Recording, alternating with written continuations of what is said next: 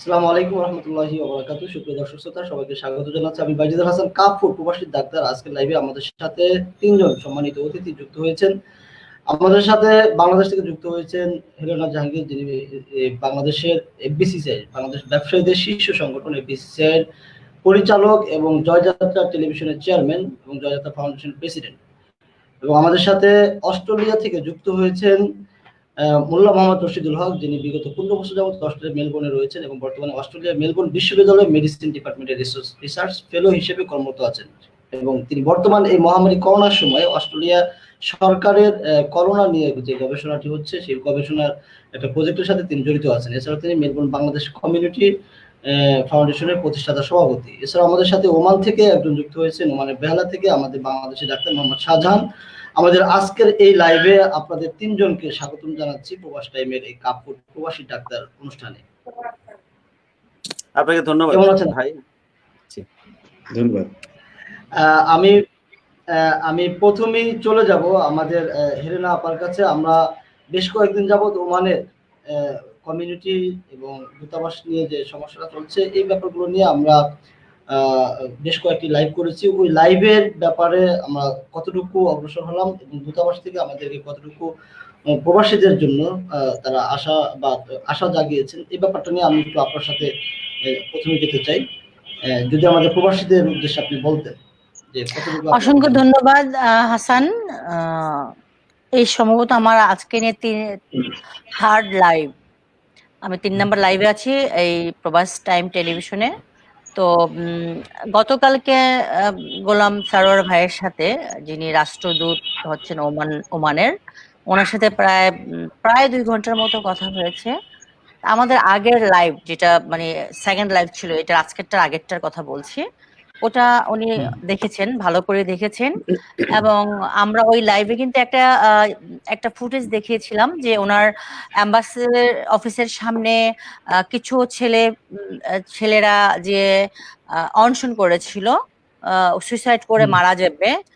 আমার কেন জানি মনে হয় যে ওখানকার কেউ নাকি হয়তো বা উস্কিয়ে দিয়েছে ওই ছেলেদেরকে, কারণ এই কয়েকজন মিলে এইভাবে আন্দোলন করাটা ঠিক না দেশের বাহিরে প্রবাসে। আমি যতদূর জানি যে অ্যাম্বাসেডর সাহেব যেটা বললেন, আমার কাছে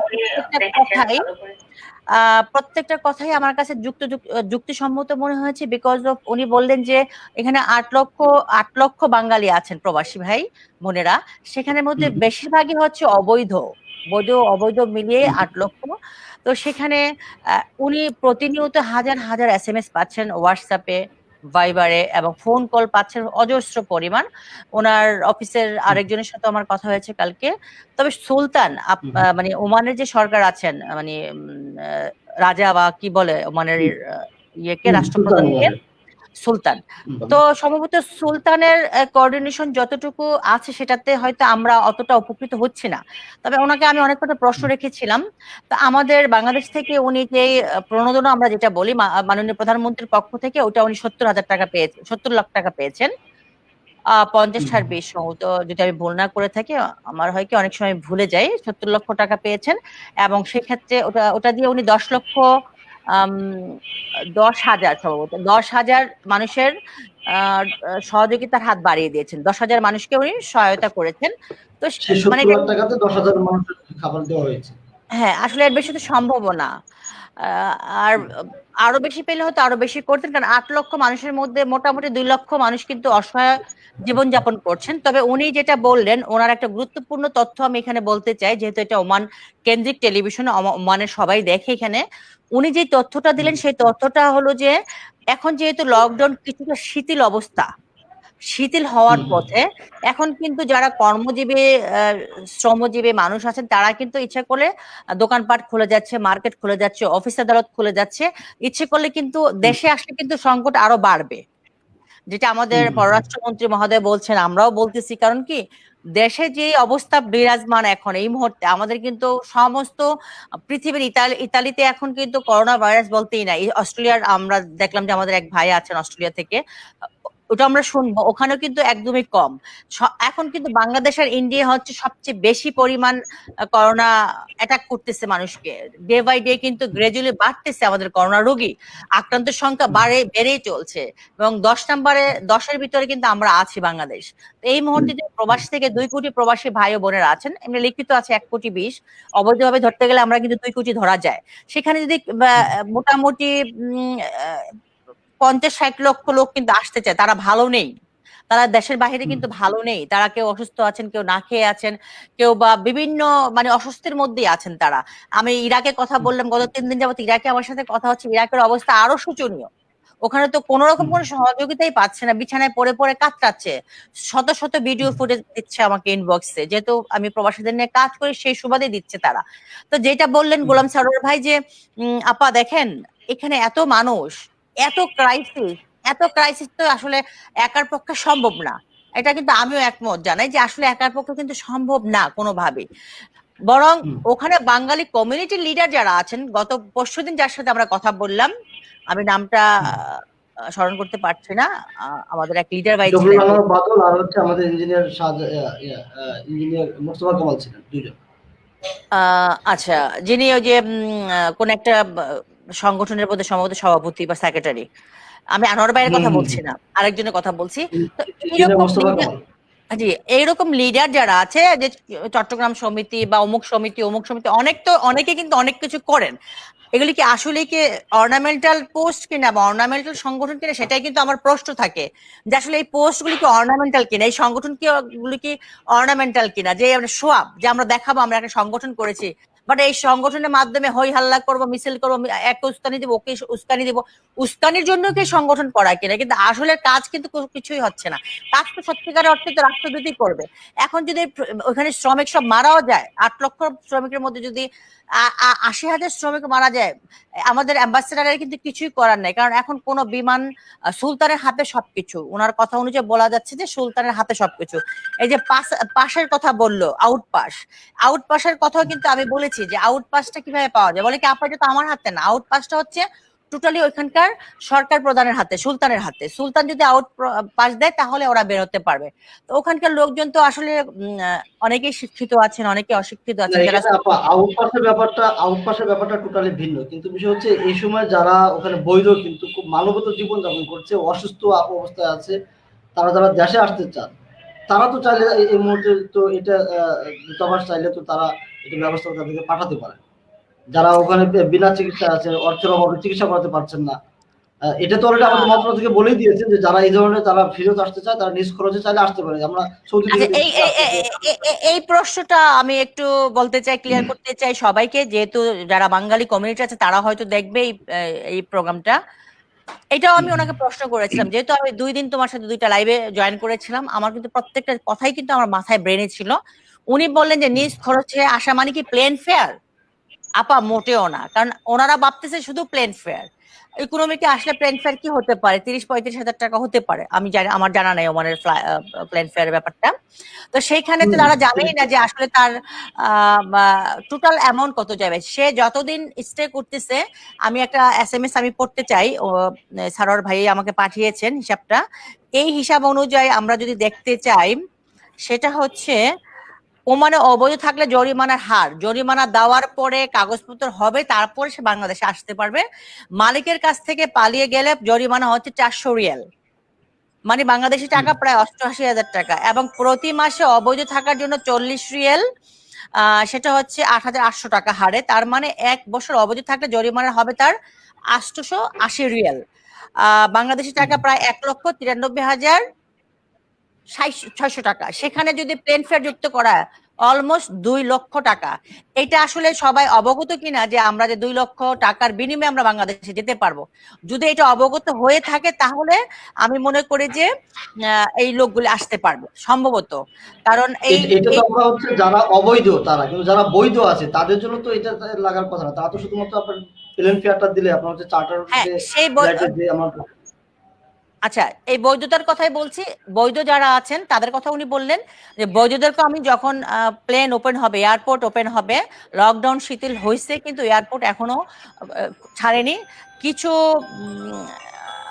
কিছু যে বিমান ছাড়া হয়েছে সেগুলো হচ্ছে মানে জরুরি ভিত্তিতে ছাড়া হয়েছে, কিন্তু বাংলাদেশের যে বৈধ বা অবৈধ যারাই আসবেন তাদের জন্য কিন্তু কোনো ব্যবস্থা গ্রহণ করা হয়নি। আর হইলো একটা অনেক প্রসেসের ব্যাপার, সুলতান ছাড়া আসলে এই বিষয়টা আসলে রাষ্ট্রদূত একার পক্ষে সম্ভব আচ্ছা, না। আপনার কাছে আবার আসতেছি।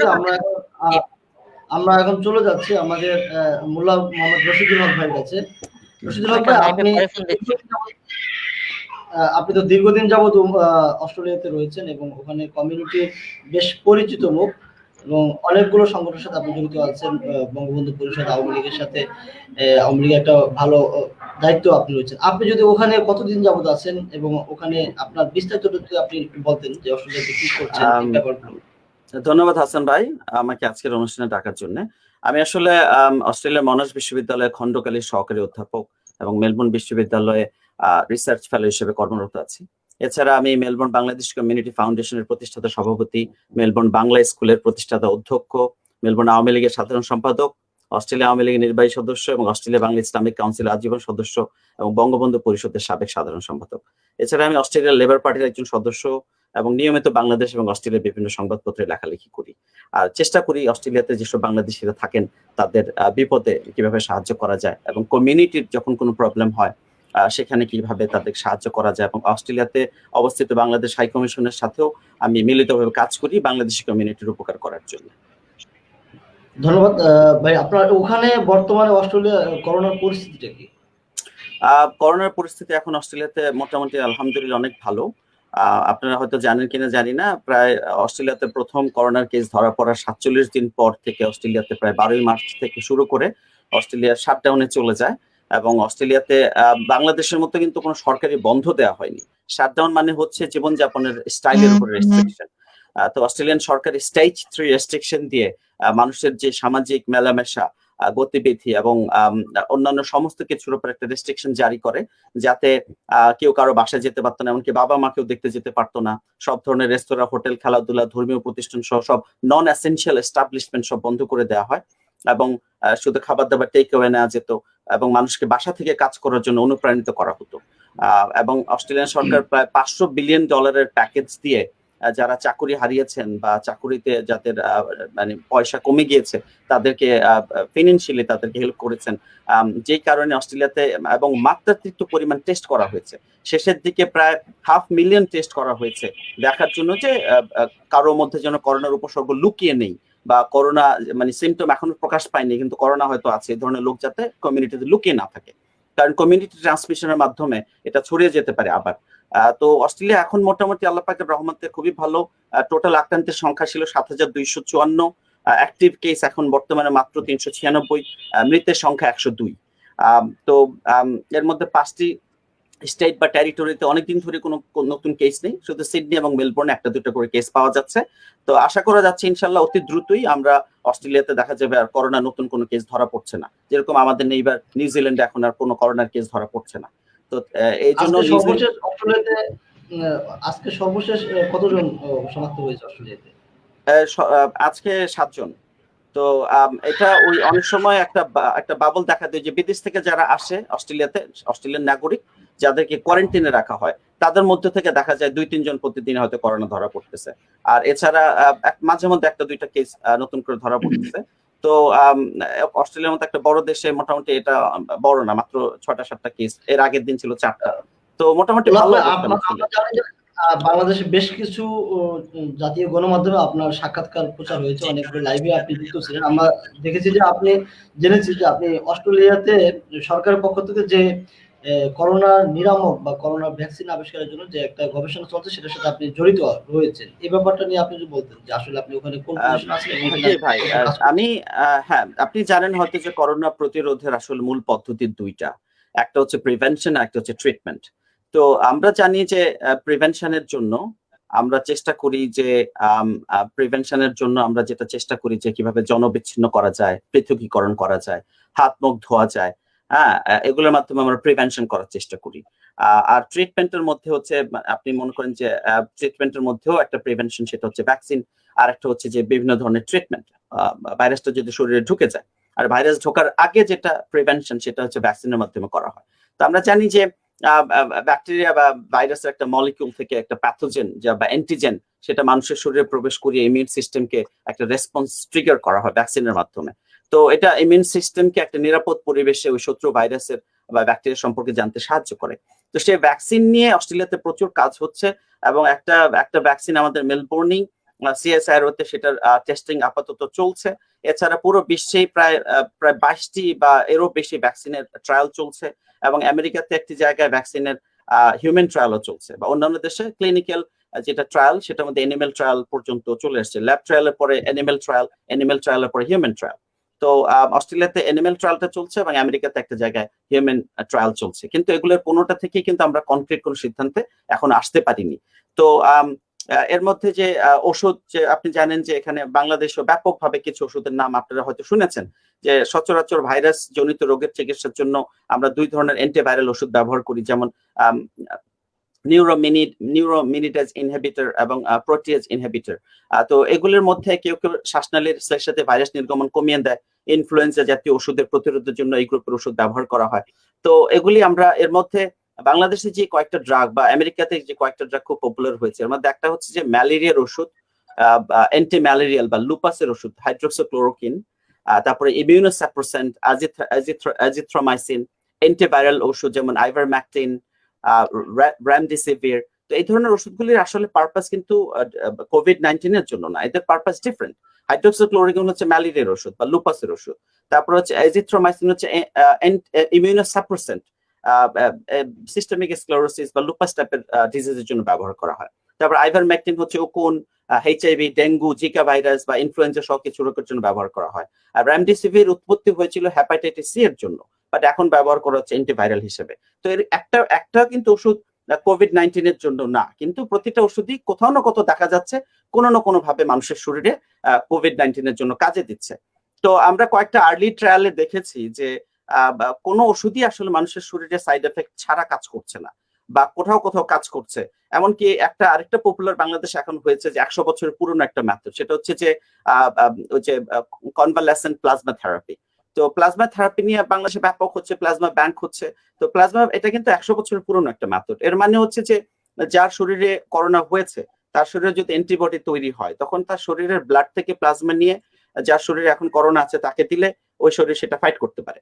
তো প্লাজমা থেরাপি অনেক সময় কাজ করবে না করোনার ক্ষেত্রে, কেননা করোনার ক্ষেত্রে মানুষের শরীরে অনেক সময় অ্যান্টিবডি তৈরি হচ্ছে না, আর হলেও অনেকের ক্ষেত্রে অনেক দেরিতে তৈরি হচ্ছে। যে কারণে চীনে দেখা গেছে যে একজনের শরীরে দ্বিতীয়বার করোনার আক্রমণ হয়েছে, যেহেতু অ্যান্টিবডি তৈরি হচ্ছে না। বুঝতে পারছেন? তো এই কারণে কোনো মেথডই কিন্তু এখন ফুল প্রুফ না। তবে একটা জিনিস আমরা দেখেছি রিসার্চের মাধ্যমে, যে যদি করোনার আর্লি স্টেজ থাকে, মাত্র আপনার করোনা হয়েছে, কিছু সিমটম দেখা দিচ্ছে, তখন দেখা যাচ্ছে হাইড্রোক্সিক্লোরোকুইন হয়তো কাজ করছে। কিন্তু করোনা যদি গভীরে চলে যাচ্ছে, যে আপনি নিঃশ্বাস নিতে পারতেছেন না, আপনি কোনো কিছুর ঘ্রাণ নিতে পারতেছেন না, আপনার শরীর অত্যন্ত খারাপ অবস্থা, তখন দেখা যাচ্ছে যে রেমডেসিভির জাতীয় ওষুধ বা আইভারম্যাকটিন জাতীয় ওষুধ হয়তো কাজ করছে। তো আমরা মেলবোর্ন বিশ্ববিদ্যালয়ে একটা গ্রুপের আমরা অ্যান্টি ম্যালেরিয়াল হাইড্রোক্সিক্লোরোকুইনের উপর গবেষণা করছি। আমরা প্রায় 2400 লোকের উপর একটা গবেষণা করছি। 1200 লোককে হাইড্রোক্সিক্লোরোকুইন দেওয়া হবে, 1200 লোককে একটা প্লাসিবো দেওয়া হবে, দিয়ে আমরা দেখার চেষ্টা করছি যে আসলে হাইড্রোক্সিক্লোরোকুইন কতটা অ্যাক্টিভ, কতটা ক্রিয়েটিভ, বা কতটা আসলে কাজ করে। তো সেটার সাথে আমি জড়িত আছি। তবে আমাদের যেটা বলছি, প্রতিটা ট্রায়ালেরই নির্ধারিত একটা সময় আছে, এর আগে আসলে এগুলো করা সম্ভব হয় না। তো আমাদের হয়তো ট্রায়ালে কিছুটা সময় লাগবে এটা রেজাল্ট পেতে আর কি। ধন্যবাদ হাসান ভাই। আপনার কাছে আবার আসতেছি। আমি এখন চলে যাচ্ছি ওমানে। আমাদের বেহালা থেকে যুক্ত হচ্ছেন মোহাম্মদ শাহজাহান ভাই। শাহজাহান ভাই, ওখানে আমাদের ওমানে দেখছি যে মানে অধিকাংশই প্রবাসীরা আক্রান্ত হচ্ছে। যেহেতু ওমান সরকার বলতেছে না যে কোন দেশের আক্রান্ত, কিন্তু আমরা ধরে নিতে পারি যে ওমানে যেহেতু আমাদের বাংলাদেশি প্রবাসী বেশি, এবং যে সকল অঞ্চলে বেশি আক্রান্ত হচ্ছে ওই সকল অঞ্চলে আমাদের বাংলাদেশিদের বসবাস বেশি। তো সেক্ষেত্রে প্রবাসীদের আক্রান্ত হওয়ার কারণটা কি, বেশি আক্রান্ত হওয়ার কারণটা কি ওমানে? ধন্যবাদ। একটা জিনিস আপনাকে বুঝতে হবে যে এদেশের অর্ধেক জনসংখ্যাই হচ্ছে প্রবাসী, অর্ধেক জনসংখ্যা। সেটা হয়তো গত মে মাসে তারা দেখাচ্ছে 41.7, কারণ 2014 যে ইকোনমিক রিসেশন, বিশেষ করে অয়েল প্রাইস ফল করার পরে যেভাবে জবগুলো শ্রিঙ্ক করলো, তখন অনেক মানুষ চলে যান, বিশেষ করে হাই অফিসিয়াল লোকজন যারা ফ্যামিলি নিয়ে থাকতেন। সে কারণে এটা এখন 41.7% গিয়ে ঠেকেছে। এখন কেন প্রবাসী বেশি, সেটাও যে বললাম, একটা পয়েন্ট হচ্ছে সংখ্যা বেশি। আর দ্বিতীয় পয়েন্ট হচ্ছে তাদের বয়স, সেটা অ্যাক্টিভ বয়স, তারা কাজ করে খায়, তাদেরকে বের হতে হয়, বের হতে হয় এবং কাঁধ মিলিয়ে কাজ করতে হয়। সো এটা ছড়াবেই, এই ভাইরাসটা আপনার 2 মিটারের মধ্যে আক্রান্ত ব্যক্তি 2 মিটারের মধ্যে আসলেই আপনাকে ছড়াবে। সো কর্মক্ষেত্রে সেটা ছড়াচ্ছে। 3 নাম্বার হচ্ছে আচ্ছা, তাদের এখানে লিভিং স্ট্যান্ডার্ড।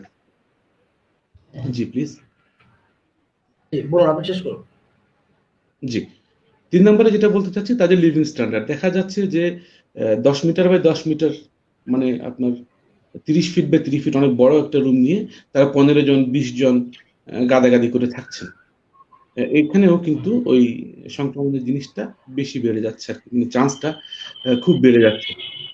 আর আমি নিজেও একজন সরকারি চিকিৎসক, কিন্তু আমি নিজেও জানি না যে কোন ন্যাশনালিটির কতজন, এবং সেটা আমরা বাই এথিক্স ডিসক্লোজ করতে পারি না। আপনি অনেকজন মনে ছিলেন, আপনি দেখবেন এখানকার পত্রিকাতেও বলা হয় Asian national or African national, একটা ব্রড টার্ম ইউজ করা হয় যাতে আসল পরিচয়টা প্রকাশ না পায়। তো আসলে আপনি যেটা সন্দেহ করছেন যে হয়তো আমাদের ন্যাশনালিটির মধ্যে বেশি, আই ডোন্ট থিঙ্ক সো। কারণ এখানে প্রবাসীদের মধ্যে সংখ্যাগরিষ্ঠ হচ্ছে ভারতীয়, এবং এখন পর্যন্ত আমার মনে হচ্ছে যে সংখ্যাটা আমাদের চেয়ে ওনাদেরটা বেশি। আপনি খেয়াল করে দেখবেন দুখুম, মানে ওয়াস্তা প্রভিন্স, যেটা এই মে মাসের 22 তারিখ 23 তারিখ পর্যন্ত 0 পেশেন্ট ছিল, ওখানে কোনো পেশেন্ট ছিল না। তারপর ধুম ধুম ধুম ধুম করে আজকে সেখানে 117 জন 600 জন ক্রস করে গেল। এবং আপনি জানেন যেখানে একটা বড় বন্দর তৈরি হচ্ছে, দুকুম পোর্ট, প্রণালীকে বাইপাস করার জন্য, এবং এখানে প্রচুর প্রবাসী শ্রমিক কাজ করে। এবং আমার ধারণা হচ্ছে যে এই 600 যে সংখ্যা, এটা সব প্রবাসী, কারণ ওখানে স্থানীয় লোকজন প্রায় যান না বললেই চলে। তো আসলে এইটাই কারণ। আরো কিছু ছোট ছোট কারণ আছে, না বললেই নয়, যেগুলো আমাদের আচরণের সাথে জড়িত। সেটা হচ্ছে যখন এখানে মসজিদ বন্ধ করে দেওয়া হলো, তখনও স্থানীয় পুলিশ বিভিন্ন জায়গায় আমাদের ন্যাশনালিটির লোকজনকে অ্যারেস্ট করলো, যারা নামাজ পড়ছিলেন জামাতে। এবং একটা গ্রুপকে পাওয়া গেছে যারা মসজিদের তালা ভেঙে জামাতে নামাজ আদায় করছিলেন। এটা আমি ঠিক বলতে পারবো না তারা কেন এরকম করলেন।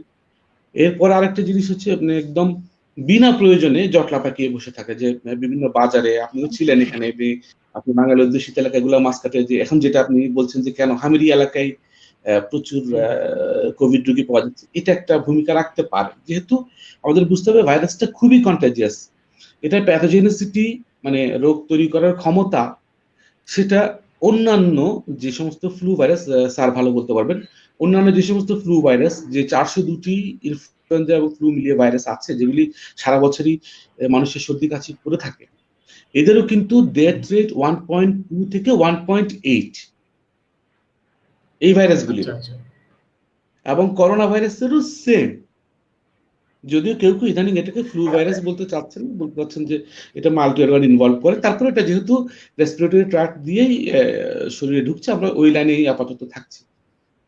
ডেথ রেট কিন্তু প্রবলেমটা হচ্ছে কন্টাজিয়াসিটি, এটা খুব দ্রুত অসংখ্য মানুষের মধ্যে ছড়িয়ে পড়ছে। তারপরে আমরা মানে আমাদের ওখানে আমাদের নিজেদেরও কিছু অসচেতনতা দায়ী, যে আমরা দেশটির সরকারের নিয়ম নীতিগুলো মানছি না। সুপ্রিম কমিটির যে নির্দেশনাগুলো আছে, এগুলো না মানার কারণে অনেকটা আক্রান্ত হচ্ছে আমাদের, বিশেষ করে বাংলাদেশে যারা। এখানে আমাদের বাংলাদেশ কমিউনিটি থেকে আমাদের মাঝে প্রায় এই ধরনের অনেক কমেন্ট আসে বা অনেক মেসেজ আসে, যে তারা বলতেছেন যে তাদের রুমে অনেকে আক্রান্ত হচ্ছে, কিন্তু তারা ভয়ে আপনার পরীক্ষা করাতে পারছেন না। তাদের ভয় হচ্ছে যে ওমানে তাদেরকে নিয়ে গুলি করে পাহাড়ের পাশে ফেলে দিবে বা তাদেরকে ইনজেকশন করে মেরে ফেলবে। এই জন্য তারা এটা আসলে কতটুকু যৌক্তিক, এই ব্যাপারটা আপনি কি বলেন? দেখুন, আমি হচ্ছে ওমানের মিনিস্ট্রি অফ হেলথে একেবারে যে মানে এই প্যান্ডেমিক ম্যানেজমেন্টের যে মানে যে টিমটা আছে, তার একদম টিপে আছি। আমার ডিস্ট্রিক্টে মনে করেন যে প্রবাসীদের জন্য ধরতে গেলে আমি বেসিক্যালি এই জিনিসটা দেখছি। এখন এই জাতীয় একটা কথা কোত্থেকে আসলো আমি ঠিক বলতে পারবো না। আমরা যেটা করছি তাদের আমরা পিসিআর করছি, সন্দেহজনক রোগী যারা বলছেন যে যে 4টে আমরা প্রাথমিক লক্ষণ বলি, এগুলি থাকলে পরে আমরা স্যাম্পল কালেক্ট করে তার পিসিআর করতে পাঠাই। রিপোর্ট আসলে পরে আমরা তাদেরকে, যেহেতু তারা ইয়েতে থাকেন, খুব মানে ঘিঞ্জি পরিবেশে থাকেন, আমরা তাদেরকে আইসোলেট করে ফেলি। আমরা আইসোলেট করছি আমার রিজিয়নে, এখানকার একটা ইনডোর স্টেডিয়াম আছে, আমরা ইনডোর স্টেডিয়ামে তাদেরকে নিয়ে যাচ্ছি। আর তখন এরপর আমরা দ্বিতীয় কাজ যেটি করি, ওই যিনি পজিটিভ আসলেন তার কন্ট্রাক্ট ট্রেসিং করি। কন্ট্রাক্ট ট্রেসিং করতে গিয়ে আমরা যাদের লক্ষণ আছে তার সাথে যারা মিশছে, তাদের মধ্যে যাদের লক্ষণ আছে তাদেরকে পিসিআর এর জন্য নিয়ে আসি। লক্ষণ না থাকলে আমরা তাদের ওই আবাসস্থলেই যেখানে তারা থাকতো ওখানে আমরা কোয়ারেন্টাইন করছি। 14 দিন আমরা অবজার্ভ করছি। এই 14 দিনের মধ্যে যদি কারো লক্ষণগুলি আসে আমরা সঙ্গে সঙ্গে তাকে পিসিআর করছি, করে তাকে আবার ওই আইসোলেশন যেখানে রোগীদেরকে রাখছি সেখানে রেখে দিই। ওখানে আমরা 10 থেকে 14 দিন পর্যন্ত তাদেরকে রাখছি পরিস্থিতি বুঝে। 2 মাস আগেও আমরা রিপিট পিসিআর করতাম পরপর দুটো, মানে 14 দিন পরে সিমটম চলে যাওয়ার পরও আমরা দুটো পিসিআর করতাম। তো এখন যেটা হচ্ছে যে নতুন প্রোটোকল যেটা এসছে সেটা হচ্ছে আমরা আর পিসিআর করছি না। আমরা সাধারণত 9 বা 10 দিন পেরিয়ে যাওয়ার পরে 3 দিন যদি কোনো সিমটম লেস থাকে পেশেন্ট, তাকে আমরা ডিক্লেয়ার করছি যে হ্যাঁ ইউ আর ফ্রি ফ্রম কোভিড-19। ওই মানুষগুলি যাদেরকে আমরা ইনডোর স্টেডিয়ামে নিয়ে যাচ্ছি 3 বেলা খাবার এবং 2 বেলা ডাক্তার ভিজিট।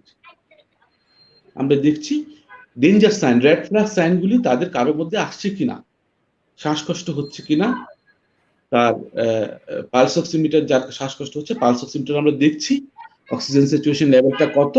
যদি আমরা মনে করছি যে তাকে অক্সিজেন দিতে হবে, রাস্তার ওপারেই আমাদের রিজিওনাল হসপিটাল, ওখানে আমরা শিফট করে দিচ্ছি। এখন যে সমস্ত কথাবার্তা আপনি বললেন, টু বি ফ্র্যাঙ্ক আমি প্রথম শুনলাম। আমি এখানে প্রচুর বাঙালিদের সাথে মিশছি। আমি নিজেই এই প্যান্ডেমিক শুরু হওয়ার সময় আমি মিনিস্ট্রি অফ হেলথ থেকে ঘরে ঘরে গিয়ে এমনও কিছু জায়গায় গিয়েছি যেখানে আমি আমার এই 9 বছর ওমান লাইফে যাইনি।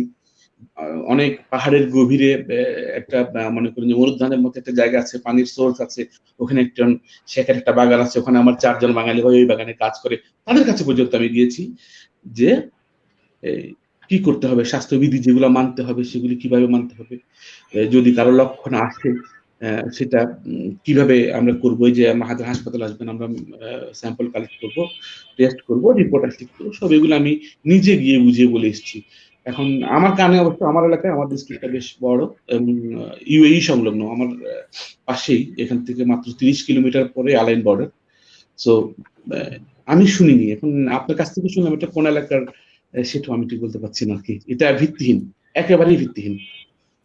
আচ্ছা আচ্ছা, আমাদের দর্শক যারা এখন দেখছেন তারা তো শুনলেন যে আমাদের এই মুহূর্তে ওমানে আমাদের যিনি বাংলাদেশি ডাক্তার আছেন, যিনি এই মুহূর্তে সম্মুখ যোদ্ধা হিসেবে কাজ করছেন, তিনি নিজে বললেন যে আসলে এই সকল বিষয়গুলো টোটালি ভিত্তিহীন। আপনারা কোনো ভয় না করে যারা এই ধরনের করোনা যাদের উপসর্গ দেখা যাচ্ছে তারা করোনা টেস্ট গুলো করবেন, এতে করে আপনারা নিজে সুরক্ষিত থাকবেন এবং আপনার আশেপাশের লোকজন সুরক্ষিত থাকবে। আমি এখন কিছু কমেন্ট পড়ে আবার হেলেন আপাকে চলে যাবো। আমি এখানে আমাদের অনেক কমেন্ট আসতেছে। ইয়াসিন আরাফাত মনে করছে আমাদেরকে দেশে নেওয়ার সুব্যবস্থা করা হোক, করুন। এদের না খেয়ে থাকতে হচ্ছে, এদেশে না খেয়ে থাকতে হচ্ছে আমাদের, 4 মাস ধরে কাজ নাই। রাকিব হাসান বলছেন আমার মাস্কার থেকে দেখতেছি। মোহাম্মদ ফজলু বলছেন বাংলাদেশের বাইরে কেন অবৈধ হচ্ছে, একমাত্র সরকারের ব্যর্থতার কারণেই। এমডি আরাফাত হোসেন বলছে আসসালামু আলাইকুম আপুরা ভাইয়ারা সবাই কেমন আছেন। ইয়াসিন আহমদ বলছে আমাদেরকে দেশে নেওয়ার সুব্যবস্থা করুন, এদেশে না খেয়ে থাকতে হচ্ছে আমাদেরকে, 4 মাস ধরে কাজ নাই। এমডি এখানে হচ্ছে শাহজাহান পিয়ার বলছেন ওমানের জন্য বিশেষ বিমান কোনো ফ্লাইট ব্যবস্থা করেন। অনেক কমেন্ট আসছে, মানে আমাদের এখানে অধিকাংশ কমেন্ট আসছে তারা দেশে আসতে চাচ্ছেন, তারা ওখানে অনেকেই কষ্টে আছেন, এই ব্যাপারগুলো আসছে। আমি হেলেন আপনার কাছে জানতে চাচ্ছি আপু, তাহলে আমাদের আজকে গতকাল বিমানের থেকে যদি দেখলাম যে আপনার জুলাইয়ের আগে ওমানের সাথে বাংলাদেশের ফ্লাইটের কোনো ব্যবস্থা হচ্ছে না। গতকাল বিমানের থেকে যে ওমানের থেকে যেটি করা হয়েছে আপনার হচ্ছে আগামী জুলাই পর্যন্ত আপনার এটা থাকবে, মানে ফ্লাইট আবার মানে পিছনে হচ্ছে জুলাই 6 তারিখ পর্যন্ত। তো তার মানে হচ্ছে এর আগে ওমান থেকে আসার কোনো সুযোগ নেই প্রবাসীদের। না, আসার তো সুযোগ নেই। সামারি হচ্ছে যেটা কথা বলার, দূতাবাসের সাথে কথা বলার, মানে অ্যাম্বাসেডার সাহেবের সাথে যেটা শেষ সামারি, উনি বললেন যে সুলতান যিনি আছেন ওমানের, ওনার আসলে কোঅর্ডিনেশন ছাড়া কোনো কিছু সম্ভব না। এখানে তোমার এখানে কমেন্টগুলো আমি বুঝলাম না, এখানে কিন্তু আরো অনেক কমেন্ট আসছে, তোমার কাছে অনেক অনেক কথা জানতে চেয়েছে। আম, যে উপস্থাপক হাসান ভাই, আপনি নিজেই বললেন অবৈধদের জরিমানা ছাড়া কি বাংলাদেশের সরকার দেশে পাঠাতে পারে নাকি? কিন্তু যারা দেখছেন, যারা কমেন্ট করছেন, তাদের উদ্দেশ্যে আমি বলবো এখানে আসলে বাংলাদেশ সরকারের কোনো হাত নেই। এটা ওইখানকার যে সরকার, যেমন আমাদের বাংলাদেশের সরকার যদি প্রবাসীদের, যেমন ইটালি থেকে একটা নিউজ বোধ আজকে পেয়েছো, ইটালি থেকে আহ, আহ, ইয়েতে করে কিন্তু, ফ্লাইটে করে কিন্তু ইতালির লোকজন নিয়ে যাওয়া হচ্ছে। তো এরকম যদি আমাদের দেশের সরকার যদি ওদেরকে না ছাড়তো তাহলে কিন্তু যেতে পারতো না। তো ওমানের সরকার সুলতান যদি কিছু না ছাড়ে তাহলে তো আমাদের রাষ্ট্রদূতেরও কিছু করার নেই, আমাদের বাংলাদেশ সরকারও কিছু করার নেই। এটা আমাদের যে কমেন্টকারী যে দর্শক আছেন বা যারা দেখছেন তাদের এটা বোঝা উচিত। আসলে অনেকে আমাকে, আমি দূতাবাসের কথাগুলি বলার কারণে আমাকে বলতেছিল যে আমি কি মেয়াদ উত্তীর্ণ তেল মাথায় দিয়েছি। তো আমরা আসলে এই ধরনের কমেন্ট কামনা করি না, কাম্য না, কারণ সবারই বোঝা উচিত। ভারতীয় বিমান প্রায় প্রতিদিনই যাচ্ছে, তারা কিভাবে হ্যাঁ, যাচ্ছেন? কারা? অসংখ্য ভারতের নাগরিকরা চলে যাচ্ছেন, ইন্ডিয়ান অসংখ্য প্রায় প্রতিদিন 1 থেকে 2টি বিমান যাচ্ছে। তারা কিভাবে যাচ্ছেন? পাকিস্তানি 3টি বিমান আমার জানা মতে যাচ্ছে। মানে আপনি বলতেছেন ওমান, একটা মিনিট, আপনি বলতেছেন যে ওমান থেকে ইন্ডিয়ান নাগরিকরা ইন্ডিয়া চলে যাচ্ছে, সেটাই তো বলছেন? জি, হ্যাঁ, সেটা হচ্ছে হয়তো বা ইন্ডিয়ান সরকারের সাথে তাদের কূটনৈতিক সম্পর্কটা একটু মজবুত, হয়তো বা আমাদের সাথেও করার চেষ্টা করছেন। উনি বললেন যেটা, যে কূটনৈতিক সম্পর্ক মানে আরো জোরদার করার চেষ্টা চালাচ্ছেন উনি। তা আসলে সবকিছুই তো সরকারের হাতে, যেই দেশে যে সরকার সেই দেশের সরকারের সাথে কোঅর্ডিনেশন না থাকলে তো আসলে কিছুই করার নেই। ইন্ডিয়ার মতো তো আমরা বাংলাদেশ না, বাংলাদেশ বাংলাদেশ, ইন্ডিয়া ইন্ডিয়া, তাহলে নাম তো বাংলাদেশে হতো ইন্ডিয়ার নাম, বা ইন্ডিয়ার নাম ইন্ডিয়া, ইন্ডিয়ার নাম বাংলাদেশ হতো। আমরা তো ইন্ডিয়ান, আমরা বাংলাদেশ, বুঝতে হবে যে আমরা বাংলাদেশে বাস করি। আচ্ছা, আমরা বুঝতে পারছি বিষয়টা এখানে, কারণ হচ্ছে যে সময় একই দেশ থেকে ইন্ডিয়ার লোক তারা আরো 9টা ফ্লাইট, তারা তো অনেকগুলো ফ্লাইট তাদের গেছে এবং আরো সামনে 9টা ফ্লাইট তাদের যাচ্ছে এবং পাকিস্তানও যাচ্ছে। তো সেক্ষেত্রে শুধুমাত্র আমাদের বাংলাদেশের আসতে পারতেছে না কেন, এটা আমাদের দর্শকরা বুঝবে। আমি এই মুহূর্তে চলে যাচ্ছি আমাদের মোল্লা হক ভাইয়ের কাছে, যে করোনা নিয়ে আপনার বিশ্ব স্বাস্থ্য সংস্থা অনেক উপদেশ, তারা এক এক সময় এক এক ধরনের দিচ্ছে। আসলে উপদেশ কোনটা, আমরা তাদের উপদেশগুলো কতটা জরুরি আমাদের জন্য, এবং তাদের অনেক উপদেশ আমরা দেখছি যে মানে বিতর্ক সৃষ্টি হচ্ছে, এটা যদি আমাদের একটু বলতেন। ধন্যবাদ হাসান ভাই। আসলে বিশ্ব স্বাস্থ্য সংস্থা, আপনি জানেন যে বিশ্ব স্বাস্থ্য সংস্থার কাজ হচ্ছে সারা পৃথিবীর এইসব প্যান্ডেমিক গুলি নিয়ে কাজ করা, কিন্তু আনফরচুনেটলি এরা এবার একটা বড় মিক্স আপ করে ফেলেছে আর কি। হ্যাঁ, তো এর মধ্যে যে ডিরেক্টর যিনি আছেন, জেনারেল টেড্রোস আধানম, উনি আসলে ইথিওপিয়ার প্রাক্তন স্বাস্থ্য এবং পররাষ্ট্রমন্ত্রী। তো উনি প্রথমে এটাকে প্যান্ডেমিক ঘোষণা করতে উনি দেরি করে ফেললো। তারপরে চীনের সঠিক পদক্ষেপের অভাবে এই ভাইরাস সারা পৃথিবীতে ছড়িয়ে গেল, অথচ উনি চীনে গিয়ে প্রশংসা করলেন যে চীন সরকার ভালো কাজ করেছে। তারপরে এটা যে এয়ারবর্ন, বা এটা যে ভাইরাসটা যে দ্রুত ছড়িয়ে পড়ে সারফেস থেকে বা এয়ারবর্ন, এটা উনি ঘোষণা করতে দেরি করলেন। তারপর হচ্ছে আমেরিকার লক্ষাধিক মানুষ মারা যাওয়ার পর আমেরিকার থেকে উনি স্পন্সর হিসেবে আমেরিকার কাছ থেকে স্থায়ীভাবে ফান্ডিং হারালেন। তারপর একটা ফেক ডাটার উপর পাবলিশ করে, আপনার ডক্টর দেসাই নামে এক ভদ্রলোকের একটা কোম্পানি আছে, তারা একটা ফেক ডাটার উপরে গবেষণা করে ওরা ঘোষণা করলো যে হাইড্রোক্সিক্লোরোকুইন অ্যান্টি ম্যালেরিয়ার ওষুধ, এটা আসলে কার্যকর না, এবং সেটা ভালো, সাইড এফেক্ট খুব খারাপ। এটা জানার WHO বললো সব ধরনের গবেষণা বন্ধ করে দাও, হাইড্রোক্সিক্লোরোকুইন খাওয়া বন্ধ করে দাও, এটসেট্রা এটসেট্রা। এবং পরবর্তীতে দেখা গেল এটা ফেক ডাটা, সেই পেপারকে রিট্রাক্ট করা হয়েছে, এবং আবার WHO বলতেছে না, এটা হাইড্রোক্সিক্লোরোকুইন এখন খাওয়া যাবে বা এর উপর গবেষণা করা যাবে। তো সবকিছু মিলে তারপরে আবার একবার বলেছিল সারফেস থেকে, এটা সারফেস থেকে ছড়ায়, উপসর্গ নাই এমন ব্যক্তি থেকে এটা মানে ছড়ায়। এখন আবার বলতেছে না, সারফেস থেকে না, ছড়ায় না, আমরা জেনেছি। না না, এটা সেটা সে বলেছে প্রথমে, হ্যাঁ, তারপরে সে এটা রিট্রাক্ট করেছে, এখন বলতেছে না, সারফেস থেকে এবং উপসর্গ না এমন ব্যক্তির কাছ থেকে ছড়ায় না।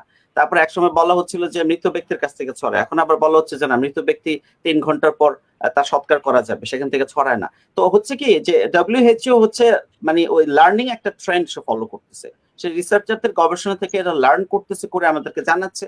পরে আবার যখন রিসার্চাররা গবেষণা করে দেখছেন যে ইটস আদারওয়াইজ, ও তখন আবার সে আর তার তার স্টেটমেন্টকে রিট্রাক্ট করতেছে বা সেটাকে সে রিফ্রেশ করতেছে। তো ব্যাপারটা আসলে এরকম হচ্ছে। তো WHO আসলে আমি যেটা মনে করি যে চিফ সায়েন্টিফিক অফিসার যিনি আছেন ডক্টর সৌম্য বিশ্বনাথন, ইন্ডিয়ান, এবং যিনি general director general Tedros Adhanom, আমি মনে করি যে তারা আসলে টেকনিক্যালি স্পিকিং এটা ব্যর্থ তারা মানুষকে একটা ভালো গাইডলাইন দিতে এক্ষেত্রে। এই আর কি, এর বাইরে আর তেমন কি বলার আছে বলেন। আমি অস্ট্রেলিয়ার ভাইয়ের কাছে একটা প্রশ্ন রাখতে চাই, সেটা হচ্ছে এত রিসার্চ করা হচ্ছে, যেটা বললেন বিশ্ব স্বাস্থ্য কেন্দ্র থেকে শুরু করে সবাই করছে, এই যে রেমডেসিভিরের কথা বললেন বা কিছু মেডিসিনের কথা বললেন, এত মেডিসিন যে বলেন যে প্রথম ধাপে কিন্তু এই মেডিসিনগুলির দরকার লাগে না বা প্রয়োজনীয়তা নেই, কিন্তু যখন যারা আইসিইউতে চলে যাচ্ছেন, যারা ভেন্টিলেশনে চলে যাচ্ছেন, তখন তাদের রেমডেসিভির থেকে শুরু করে যে যে উপাদানগুলি বলেন সেগুলো লাগছে, কিন্তু তারপরেও তো আমরা কাউকে বাঁচাতে পারতেছি না, এটা কারণটা কি? এটার কারণ আমি যেটা মনে করি আর কি, সেটা হচ্ছে যে আপা, যদি আপনার করোনা ভাইরাসটার আর্লি স্টেজে যদি ধরা পড়ে, যেমন চীনে একটা স্ট্রেন পাওয়া গেছে, সেই স্ট্রেন হচ্ছে করোনা হচ্ছে মানুষের কিন্তু উপসর্গ দেখা যাচ্ছে না।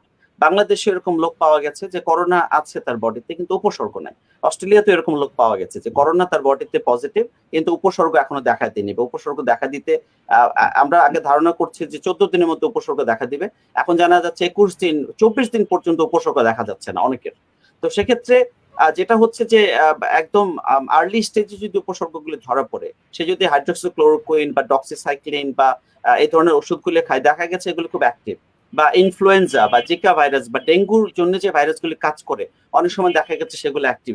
অনেক সময় দেখা গেছে যাদের শরীরে ভালো ভিটামিন ডি আছে বা ইমিউন সিস্টেম খুবই স্ট্রং, তারা দেখা গেছে করোনার এগেইনস্টে তারা কাজ করছে। বাংলাদেশে এরকমও লোক আপনি পাবেন যে আসলে তেমন কোনো ওষুধ খায়নি, তারপরে সে সুস্থ হয়ে গেছে। হ্যাঁ, কিন্তু সমস্যাটা হচ্ছে ওই ধরনের লোকের যাদের ওই ধরনের লোকের সমস্যা হচ্ছে যাদের কোমরবিডিটি আছে।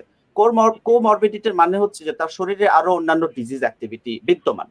মনে করেন তার ডায়াবেটিস আছে, তার কিডনি ডিজিজ, তার লাংস এর অলরেডি ফুসফুসের সমস্যা আছে, সিগারেট খায়, বা আপনি তো জানেন বাংলাদেশে যে পলিউটেড সিটির মধ্যে ঢাকা হয়তো সেকেন্ড।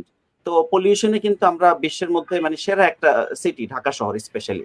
তো দেখা যাচ্ছে যে বডিতে অন্যান্য যদি কোমরবিডিটি থাকে, অন্যান্য ডিজিজ যদি থাকে আপা, সেক্ষেত্রে কিন্তু করোনা ইমিউন সিস্টেমটাকে বিজি করে ফেলতেছে, অন্যান্য ডিজিজের সাথে ফাইট করার ক্যাপাসিটি তার কমে যাচ্ছে, যে কারণে কোমরবিডিটি থাকলে আপনার রিস্কটা বেড়ে যায় আপা। তো এই জন্য সেক্ষেত্রে দেখা যাচ্ছে আসলে আপনি করোনায় না মরে অন্যান্য জায়গায় মরতেছেন। যেমন এইচআইভিতে আপনি কিন্তু ইমিউন সিস্টেমটা আপনার উইক হয়ে যাচ্ছে, যে কারণে আপনি হয়তো ফ্লুতেও মারা যেতে পারেন। তো দেখা যাচ্ছে যে করোনাতেও একটা সিমিলার একটা টেন্ডেন্সি আমরা দেখতে পাচ্ছি, যে করোনা আমাদের ইমিউন সিস্টেমটাকে বিজি করে ফেলতেছে, যে কারণে যদি অন্যান্য ডিজিজ আপনার বডিতে থাকে, সেক্ষেত্রে কিন্তু আপনার রিস্কটা বেড়ে যাচ্ছে। তার মানে উপসর্গ নেই যেটা বললেন, কোনো উপসর্গই নেই, যেমন আমি নর্মাল জীবনযাপন করছি, যদি আমাকে করোনা ভাইরাস অ্যাটাক করে থাকে ভিতরে, কোনো ক্যারিয়ার থেকে হয়তো আমার কাছে চলে আসছে, সেক্ষেত্রে কি কোনো কিছু হবে না? মাথা ব্যথা, গাড় ব্যথা কিছুই হবে না? এটা পার্সন টু পার্সন ভ্যারি করে আপা। কারো হচ্ছে উইদিন 3-4 ডেজ আপনি উপসর্গ দেখতে পাবেন, ম্যাক্সিমামের হয়তো উইদিন 14 ডেজ দেখতে পাবেন, কারো হয়তো দেখা গেল 24 ডেজও লেগে যেতে পারে উপসর্গ দেখা দিতে। তবে আপনি ইভেন্চুয়ালি উপসর্গ দেখা দিবে, কিন্তু সমস্যাটা হচ্ছে উপসর্গটা কখন দেখা দিচ্ছে। যদি আর্লি দেখাতে, আপনি যদি আর্লি মেডিসিন খাওয়া শুরু করেন বা ইমিউন সিস্টেম বুস্ট করেন, বা আপনি ইমিউন সিস্টেম অলরেডি যদি ভালো থেকে থাকে, করোনা আসলে আপনার জন্য তেমন ক্ষতিকর কিছু না। একটু আগে শাহজাহান ভাই কিন্তু বলেছেন যে করোনা কিন্তু আমরা করোনাকে ফ্লু বা ইনফ্লুয়েঞ্জা এই ধরনের রোগের সাথে আমরা একসাথে দেখি, কারণ এটা ফুসফুসকে অ্যাটাক করে। তো এই কারণে এই ধরনের রোগের সাথে যে ধরনের মেডিসিনগুলি আগে ব্যবহৃত হতো, সেই মেডিসিনগুলি আমরা দেখতে পাচ্ছি করোনার ক্ষেত্রেও কোনো জায়গায় কাজে দিচ্ছে। তো এই জন্য উপসর্গটা দেখা যাওয়া বা আপনি যদি মনে করেন যে অনেকে, আমার কয়েকজনের সাথে কথা হয়েছে, তারা বলছে ভাই আমার জ্বর আসছিল, আমি নাপা খাইছি, জ্বর চলে গেছে, তারপর 3 দিন পরে গলা ব্যথা দেখা দিছে, 6 দিন পরে আমি কোনো কিছু ঘ্রাণ পাই না, তারপরে আমি বুঝতে পারলাম যে আমার করোনা হইতে পারে, আমি গিয়ে টেস্ট করাইছি। তো দেখা গেল যে অস্ট্রেলিয়াতে যেরকম হয়েছে, যে অনেকের হয়তো হালকা জ্বর হয়েছে, সেও গেছে করোনাটা টেস্ট করে নিয়ে আসছে। তো দেখা গেল যে অন্যান্য উপসর্গ দেখা দেওয়ার আগেই তার করোনাটা আমরা ধরে ফেলতে পারছি। তো সেক্ষেত্রে তার আর্লি ট্রিটমেন্ট হয়ে সে হয়তো ভালো হয়ে গেছে। তো বাংলাদেশে আনফরচুনেটলি আপা যেটা হয় যে করোনা মানে যে টেস্টিংটা, সেটা তো প্রতুল না। অপ্রতুল হওয়ার কারণে আপনি যদি আসলে, যেটা আমি দেখতে পাচ্ছি, সাধারণ মানুষ করোনা টেস্টিং করাতে পারছেন না অনেকেই। তো যেটা হচ্ছে যে ওই করোনা টেস্টিং এর জন্য আসতেছেন না বা মেন্টালি ভেঙে পড়ছেন। আর একটা নতুন জিনিস আমি দেখলাম, বাংলাদেশের মানুষ মেন্টালি ভেঙে পড়তেছে, যে জ্বর আসছে, করোনা হয়েছে কিনা এটা মনে করে তারা মেন্টালি ভেঙে পড়তেছে, তারা এবার হাসপাতাল থেকে হাসপাতাল 14 ঘন্টা 20 ঘন্টা মানে রাস্তায় রাস্তায় হ্যাঁ, এবং ঘুরতেছে, ভয়ে অনেকে মারা যাচ্ছেন, ভয়ে ভয়ে মরছেন মারা অনেকে। যাচ্ছে, যে মেন্টালি তারা খুবই মানে কি বলবো আপনার উইক হয়ে যাচ্ছে, এবং তারা বিভিন্ন হাসপাতালে ঘুরতে ঘুরতে সারাদিন খাবার নাই, সারাদিন হইতেছে তাদের যত্ন নাই, তারা হইতেছে এগুলোর পেছনে ছোটাছুটি করতেছে। ইভেন অনেক ডাক্তার এখন পরামর্শও দিচ্ছে যে আপনি আসলে you should boost your immune system, ভালো খাবার খান, আপনি প্রাইমারি কিছু ওষুধ ডাক্তাররা দিচ্ছে সেগুলো খান, হয়তো দেখা যাচ্ছে যে আপনি ইউ উইল ফিল বেটার সুন। কিন্তু ওই যে 14 ঘন্টা 20 ঘন্টা 16 ঘন্টা আপনি ঢাকায় আসতেছেন, এসে ঢাকার 6টা হাসপাতালে ঘুরতেছেন, কেউ আপনাকে ভর্তি নিচ্ছে না, তখন মানুষ হচ্ছে কি এমনিতে ইমিউন সিস্টেম উইক, তার উপরে সে সারাদিন না খাওয়া ঘুরতেছে, সে হয়তো শরীর হয়তো আর এটা নিতে পারে না, বুঝছেন? তো তাহলে আমরা একটা বিষয় আপনারা জানেন যে এই মুহূর্তে বাংলাদেশের স্বাস্থ্য ব্যবস্থা এবং করোনা এই দুইটা মিলে আমরা এখন মানে আমাদের মানে সামনের পরিস্থিতিটি কোন দিকে মোড় নিচ্ছে বলে আপনি মনে করছেন? ভাই, বাংলাদেশের স্বাস্থ্য আসলে পৃথিবীর যে বড় বড় দেশগুলি অর্থনীতির যারা হোমরা চোমরা দেশ, মনে করেন ইউনাইটেড স্টেটস, ইউকে বা অন্যান্য দেশগুলি হিমশিম খাচ্ছে। আমেরিকার মতো একটা দেশে যদি 1 লক্ষের উপর মানুষ মারা যায়, 20 লক্ষের উপর মানুষের যদি করোনা ধরা পড়ে, বুঝতেই পারছেন যে পৃথিবীর সর্বশ্রেষ্ঠ মেডিসিন সিস্টেম দিয়েও করোনার এগেনস্টে আসলে কাজ করা অত্যন্ত কঠিন হয়ে যাচ্ছে। শাহজাহান ভাই একটু আগে যেটা বললেন যে করোনা খুব দ্রুত ছড়াচ্ছে, এটা আসলে হ্যান্ডেল করা খুব মুশকিল।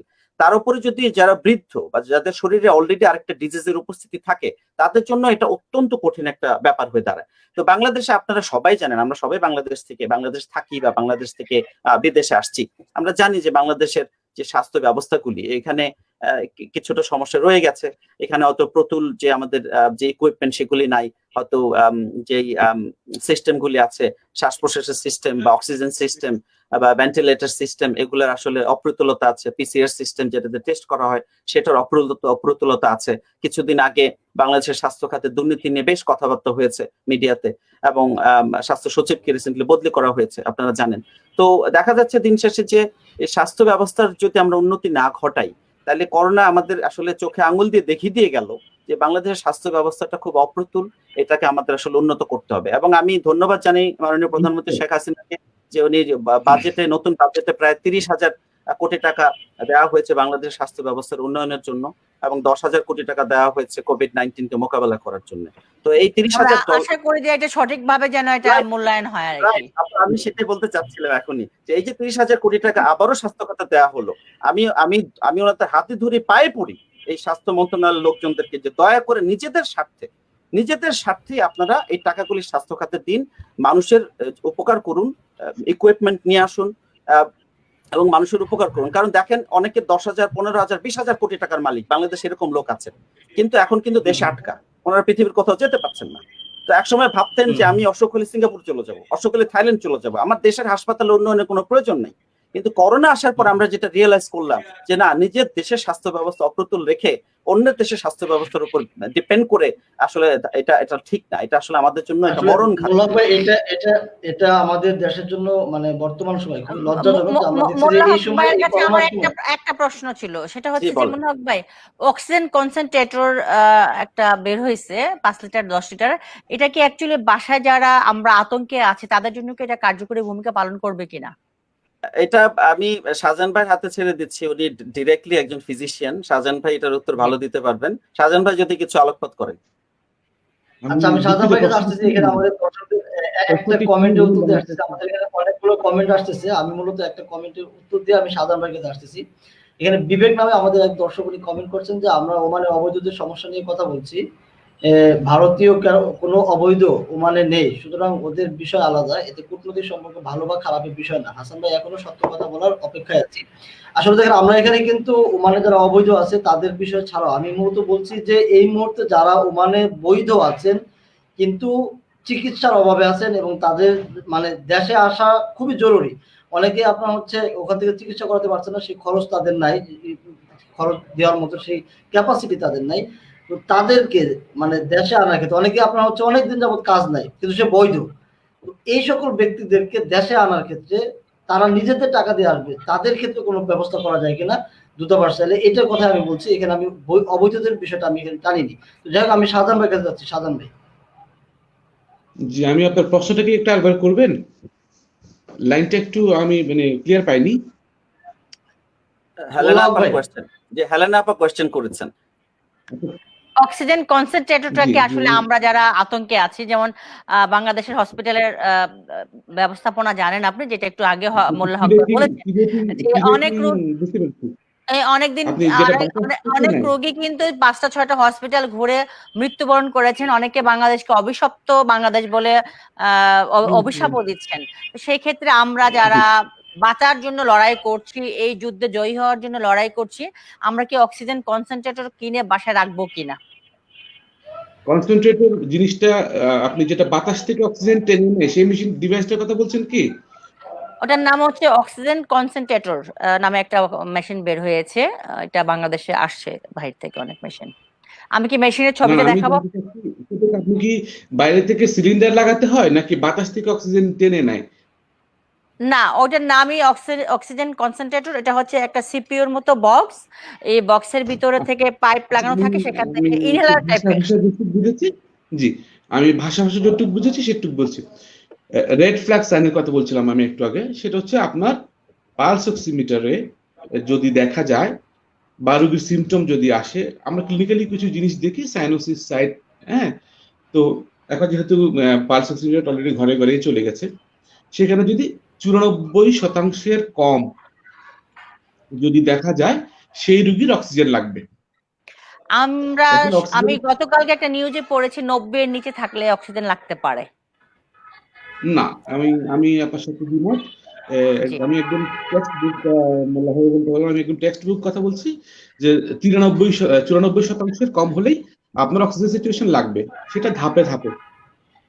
আপনি ন্যাজাল ক্যানুলা, যেটা নাকের মধ্যে দুটো ছোট্ট নল ঢুকে দেওয়া হয় 1 ইঞ্চি পরিমাণ, সেটা দিয়ে আপনি 3 থেকে 5 লিটার অব্দি দিতে পারবেন জি সর্বোচ্চ। আচ্ছা, সেটা দিলে পরে যদি আপনার রোগী ইমপ্রুভ করে 94 এর উপরে যদি চলে যায়, keep him as it is. 2-3 ঘন্টা পর আবার এটা তুলে ফেলুন। রুম এয়ার, অক্সিজেন ছাড়া তাকে শ্বাস নিতে দিন। 94% যদি মেনটেন হয়, অক্সিজেন দেওয়ার দরকার নেই, এভাবে রাখুন। 2 ঘন্টা পর পর পালস অক্সিমিটার দিয়ে দেখুন। এই সময়ে পজিশনিং অফ দ্য পেশেন্ট খুবই জরুরি। আমি বলছি পজিশনিং, উনি কিভাবে শোবেন?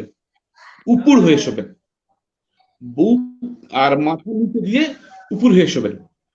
মানে পিঠ এইভাবে উপরে শুলে পরে থাকবে। দেখা যাচ্ছে যে এক্স্যাক্টলি, এটাকে প্রোনিং পজিশন বলি আমরা ডাক্তারি ভাষায়। এটাতে দেখা যাচ্ছে যে যে রোগী হয়তো চিত হয়ে শুলে অক্সিজেন আপনার কনসেন্ট্রেশন 90, কোনো অক্সিজেনেশন ছাড়াই সে উপর হয়ে শুলে পায়, সেটা 94 96 চলে যাচ্ছে। আচ্ছা, এখন আপনি এটা তো হচ্ছে না, প্রোনিং এর মধ্যে নাজাল ক্যানুলা দিয়ে 3 থেকে 5 লিটার অব্দি দিতে পারবেন। এরপরে আপনি মাস্ক লাগবে, এতেও 3 যদি না থেকে হয় তখন একটা মাস্ক 5 লাগবে। লিটারের মধ্যে হবে, আর এর বেশিটা দরকার নেই। এর বেশি আপনি ওই ওই ওই ক্যানুলা দিয়ে দিতে পারবেন না, ওটা আচ্ছা যাবে না। আচ্ছা আচ্ছা কারণ আপনার ডেড স্পেস বলে একটা জিনিস আছে, ওটা যত আপনি বাড়াবেন, মানে আপনার নাক থেকে শুরু করে ফুসফুসের যায়, জি হ্যাঁ, ওখানে কিছু ফাংশনাল এরিয়া আছে, কিছু ডেড স্পেস আছে। সূত্রটা হচ্ছে আপনি ডেড স্পেস যত বাড়াবেন, অক্সিজেনের কনসেন্ট্রেশন তত বাড়বে। জি আমার এখন নাক থেকে এই যে গলার যে ব্রঙ্কাই ওই পর্যন্ত, টার্মিনাল ব্রঙ্কিল পর্যন্ত ওখানে কিছু ডেড স্পেস থাকে। জি আচ্ছা, এখন ডেড স্পেস বাড়াতে আপনাকে মাস্ক দিতে হবে। মাস্ক দিয়ে আপনি এর চেয়ে বেশি 10 লিটার পর্যন্ত দিতে পারবেন, এর বেশি পারবেন না। এর বেশি দিতে হলে দেখবেন একটা পলি ব্যাগ লাগানো হয়, এটাকে আমরা বলি রিজার্ভার ব্যাগ, আচ্ছা ওইটা লাগাতে হবে। ওটা লাগালে আপনি 15 পর্যন্ত দিতে পারবেন। কিন্তু এখন যেটা দেখা যাচ্ছে, কোভিড-19 পেশেন্টদের 30 লিটার পর্যন্ত লাগছে। 30 সেটা লিটার হাই ফ্লো, সেটা হাই ফ্লো নেজাল ক্যানুলা ছাড়া সম্ভব না। একটা ভেন্টিলেটর মেশিনের চেয়েও একটা high flow nasal cannula device খুব বেশি জরুরি। এবং এই ডিভাইসটা, আমি রিপিট করছি, এই ডিভাইসটা সিলিন্ডার দিয়ে চলবে না। এটার জন্য আপনার সেন্ট্রাল অক্সিজেন লাইন লাগবে। বাংলাদেশে আমার মনে হয় আমার হাতের আঙ্গুলে গুনে ফেলতে পারবো কয়টা হসপিটালে সেন্ট্রাল অক্সিজেন লাইন আছে। রাইট। এটা কিন্তু আমাদের মানে সবচেয়ে বড়। আমরা যতটুকু দেখছি বাংলাদেশের অবস্থান এই মুহূর্তে আসলে কোথাও কিছু না। গতকালকে চট্টগ্রামের খবর নিয়ে দেখা গেল যে যে আমার কোথাও বাড়িতে পেলাম। কোথাও কোনো হসপিটালে আইসিইউ কেবিন পাচ্ছে না, অক্সিজেন নিয়ে পাচ্ছে না। আসলে আমাদের এই পরিত্রাণের উপায় আমরা খুঁজে পাচ্ছি না। মোল্লা হক ভাই আচ্ছা, সেক্ষেত্রে আমি একটু এখানে হ্যাঁ এখানে ওই শাহজাহান ভাইয়ের কাছে একটু করে যে ওমানের আইসিইউ কি অবস্থা? আমরা ওমান থেকে আমাদের অনেক বাংলাদেশি তারা বলছেন যে ওমানে তারা আইসিইউ সিট পাচ্ছেন না এবং হসপিটালে তারা জায়গা পাচ্ছেন না, তারা তাদেরকে বাসায় হোম কোয়ারেন্টাইন করার জন্য বলা হচ্ছে। এটা আসলে কতটুকু সত্য? আমি আপনাকে একটু আগেই বলেছি প্রক্রিয়াটা কি।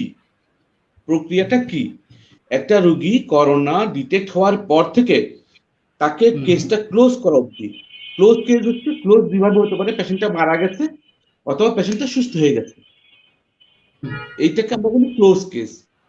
আচ্ছা, এখন পেশেন্টটাকে আমি এখান থেকে ডায়াগনোজ করলাম, আমার আইসোলেশন সেন্টার পর্যন্ত রাখলাম, সেখানে পেশেন্টটা যখন ডিটোরিয়েট করছে, অর্থাৎ ওই যে একটু আগে যেটা বললাম 94% কম আমি তার অক্সিজেন পাচ্ছি, আমি তাকে সঙ্গে সঙ্গে ওয়ার্ডে দিয়ে দিচ্ছি। হাসপাতাল ওয়ার্ডে আমার 100টা পেশেন্ট যদি আইসোলেশন সেন্টারে যায়, আমার 80টা পেশেন্ট, ওই 100 জনের 80 জন রোগী শুধুমাত্র প্যারাসিটামল আর হিস্টাসিন বলে যে ট্যাবলেটটা বাংলাদেশে পাওয়া যেত, ক্লোরফেনিনামিন মেলিয়েট, 2 টাকা পাতা ছিল আমি যখন দেশ ছাড়ি 2011 সালে, পাতা 2 টাকা, ওই দুটো ট্যাবলেটেই ভালো হয়ে যাচ্ছে 100 জনে 80 জন। ঠিক আছে, আর বাকি যে 20 জন রইল আমি হাসপাতালে পাঠালাম, তাদের মধ্যে 16 থেকে 18 জন ওয়ার্ডে ওই যে অক্সিজেনের যে বললাম নেজাল ক্যানুলা দিয়ে দিব, মাস্ক দিয়ে দিব, মাস্ক উইথ রিজার্ভার দিয়ে দিব, ওর মধ্যেই 16 থেকে 18 জন বেরিয়ে আসছে। বাকি 2 জনের আপনার ভেন্টিলেশন লাগছে, মেকানিক্যাল ভেন্টিলেশন, এবং I am sorry to say they are not returning. খুব কম মানুষ ওখান থেকে ফেরত আসছে। এটা ওয়ার্ল্ড ওয়াইড, আমি ওমানের কথা বলছি না, পুরো পৃথিবীতে। যে ভাইয়া অস্ট্রেলিয়াতে আছেন, উনি আপনাকে বলতেন একই সিচুয়েশন, একই না। এই ভাইয়া যে কথাটা বললেন সেই মুহূর্তে রেমডেসিভির কোনো কাজ করবে না। না, আপনি আসলে হচ্ছে কি, আপনি যেটা না, ওই যে আপা বলতেছিল যে যখন মানুষ এক্সট্রিমলি একটা সিচুয়েশনে চলে যায়, যখন ভেন্টিলেটরে থাকে, তখন কি রেমডেসিভির কাজ করবে কিনা, এটা আপা জিজ্ঞেস করতেছিল আর কি। তো এখন যেটা বলতে আপা, যে যারা ভেন্টিলেটর পর্যন্ত যাচ্ছে, আপনি বুঝতে পারতেছেন দে আর রিয়েলি সিরিয়াস, তাদের অক্সিজেন স্যাচুরেশন লেভেল হয়তো দেখা গেল যে 80 এর নিচে চলে আসছে বা 70 এর নিচে চলে আসছে। হ্যাঁ, তারা ইন্ডিপেন্ডেন্টলি বাতাস থেকে অক্সিজেন নিতে পারছে না, তাদেরকে আর্টিফিশিয়ালি বাতাস দেওয়া হচ্ছে।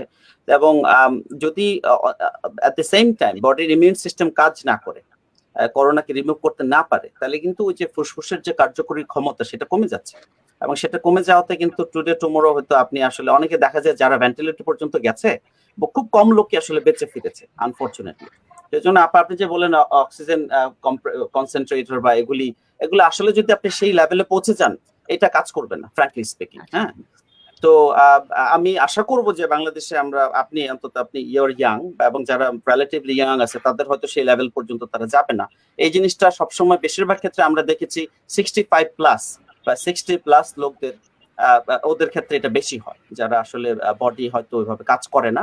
কিন্তু যারা রিলেটিভলি ইয়াং, তারা যদি আর্লি স্টেজে, তারা যদি একটা ওষুধ ভালো খেতে পারে, লাইফস্টাইল চেঞ্জ করতে পারে, এবং সবচেয়ে বড় কথা হচ্ছে যে আত্মবিশ্বাস। অনেকে মেডিকেল টার্মে অনেকে এটা বিশ্বাস করে না, বাট আমি ব্যক্তিগতভাবে দেখেছি যে আত্মবিশ্বাস, বা যে না আমার কিছু হবে না ইনশাল্লাহ, এবং at the same time medicine খাওয়া এবং ভেঙে না পড়া আর কি। হ্যাঁ, এটা যদি আপনি করেন, আমি বিশ্বাস করি।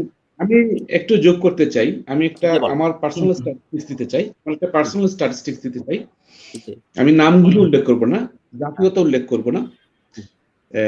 আমার আইসোলেশন সেন্টারের 12 জন রোগী, যাদের বয়স 50 থেকে 60, এদের কারো 8 থেকে 10 বছর ধরে ডায়াবেটিস, হাইপারটেনশন দুটোই আছে। এদের একজন ইনসুলিন নিতেন, এবং কয়েকজনের শুধু ডায়াবেটিস, দুজনের শুধু হাইপারটেনশন। এবং এদের অ্যাটিটিউড ছিল দেয়ার উইল বি নাথিং, আমার কিছুই হবে না। এবং believe me, this all 12 patients on day 12 they left the isolation center. আলহামদুলিল্লাহ। দেখছি, আমি এটাই বলতে চাচ্ছি হেলেনা আপাকে, যে হেলেনা আপা আত্মবিশ্বাসটা খুব জরুরি। Let me add one thing. One young man with 37 years, he was no comorbidity, there was nothing, only আমার কি হবে, শুধু এই রকম ছিল, এই কোমরবিডিটি, আমার কি হবে, আল্লাহ আমার করোনা হচ্ছে, and he expired. ওহো, আসলে হয় ভেরি কি স্যাড, ভেরি আশেপাশের স্যাড। যত খবর শোনা যাচ্ছে এই খবরে কিন্তু আমরা আসলে স্বস্তিতে ঘুমাতে পারি না। যেমন রিসেন্টলি আমার একটা খুব ক্লোজ ফ্রেন্ড 35 ইয়ার্স ওল্ড মারা গেছে হঠাৎ করেই করোনা রোগী। তার ঘরে 11 জনই করোনা রোগী শনাক্ত হয়েছে। আমার ওর আমার ব্যাচমেট মারা গেছেন গত সপ্তাহে। হ্যাঁ, আমার হ্যাঁ, ব্যাচমেট মারা গেছেন গত 8 তারিখে, ডক্টর ফরহাদ অ্যানেস্থেসিওলজিস্ট। হ্যাঁ, এখানে তো আসলে ওই যে যে মোল্লা আমি মোল্লা হক ভাই যেটা বললেন যে ভয়, আসলে আমি নিজেই ভাবলাম যে আমি বোধহয় মারা যাবো ওই রাতে, কারণ আমি এত কান্নাকাটি করেছি, এত ভয় পেয়েছিলাম। পরে আমার কানাডার একজন, আমাদের টেলিভিশনের একজন প্রতিনিধি আছেন কানাডাতে, ডাক্তার ফার্মাসিস্ট, উনি কানাডার বড় একটা হসপিটালের, উনি আমাকে বললো যে আপা আপনি সবকিছু ভুলে যান, আপনি যেটা মনে করেন আর রাইট, ফেসবুক যতই ঘাটবেন ততই মানুষের মৃত্যু দেখবেন, রাইট। আপনি আরো অসুস্থ হয়ে যাবেন। হুম, তারপরে আমি নিজেকে শক্ত করলাম, করার পরে তারপরে একটু অসুস্থ হলাম গত 2-3 দিন আগে। আসলে মানুষকে কিন্তু ভয়ে মৃত্যুবরণের দিকে, রাইট। মৃত্যুর দিকে ঠেলে এবং নিয়ে এবং যাচ্ছে। আপনি যে যার কথা বললেন, বা শাহজাহান ভাইয়ের যে ফ্রেন্ড মারা গেছে, আপনি হয়তো খোঁজ নিলে যাবেন, তার যদি পোস্টমর্টেম করা হয় আপনি হয়তো দেখবেন তার কোমরবিডিটিস ছিল, তার অন্যান্য কোমরবিডিটি কোনো ছিল। ডিজিজ ছিল। হ্যাঁ, আমি অনেকের এটাই অফ কোমর, করতে চাচ্ছি, কিন্তু অনেকের যেটা আপা জানা ছিল না। অনেকের কোমরবিডিটিস মানে এক্সিস্টিং অসুখ থাকে, তারা হয়তো জানে না, ডায়াগনোসিস হয়তো করা হয় নাই, হয়তো তার ডায়াবেটিস কোনোদিন চেক করা হয় নাই, হয়তো তার হার্ট ডিজিজ আছে বা কিডনি ডিজিজ আছে বা অন্যান্য ফুসফুসের ডিজিজ আছে, সে হয়তো চেক করেনি কখনো। এখন আমি হয়তো মনে করতেছি যে করোনা হয়েছে, সে করোনায় মারা গেছে। Practically speaking, if you ask me আপা, খুবই কম মানুষ শুধু করোনায় মারা যায়, আনলেস যে আপনি 65+। 65+ হলে এমনিতে আপনার ইমিউন সিস্টেম খুব উইক হয়ে যায়, আপনার অটোমেটিকলি কিছু কমরবিডিটিস বডিতে থাকে, কারণ age itself is a risk factor for death. হ্যাঁ, তো এখন আমি যেটা বলবো যে আপনার বয়সে বা আমাদের এখানে যে আমরা 4 জন আছি, আমাদের কারোই করোনায় মৃত্যু হওয়ার সম্ভাবনা অত্যন্ত কম, যদি না আমাদের শরীরে কোমরবিডিটিস থাকে। আর বাংলাদেশে বেশিরভাগ মানুষ মারা যাচ্ছে হাপিত্তিস করে, ভয়ে, টেনশনে। ভয়, টেনশন, করোনা হয়েছে কি করব। আমি দেখলাম যে অনেক মানুষ যাদের পত্রিকায় ছবি আসছে, তারা সারাটা দিন হাসপাতাল থেকে হাসপাতাল, হাসপাতাল থেকে হাসপাতাল দৌড়াদৌড়ি করতেছে, খাবার নাই, দাবার নাই, গরম 38°C মধ্যে। মানে আপনি যদি সামান্য জ্বর হইলে দৌড়ায়, সামান্য জ্বর হইলে ভয়ে। আপা, আমি বাংলাদেশে জুন মাসে, আমি 15 বছর ধরে অস্ট্রেলিয়া থাকি, জুন মাসে খুব কমই যাওয়া হয় বাংলাদেশে। একবার জুন মাসে আমি বাংলাদেশে একটু সারাদিন খাটাখাটি করছিলাম, আমি ফেইন্ট হয়ে যাওয়ার মতো অবস্থা হয়ে গেছি। তা আপনি যদি 38°, আপনি যদি সারাদিন আপনি হাসপাতাল তো হাসপাতাল করেন, আপনি অটোমেটিকলি ফেইন্ট হয়ে যাবেন।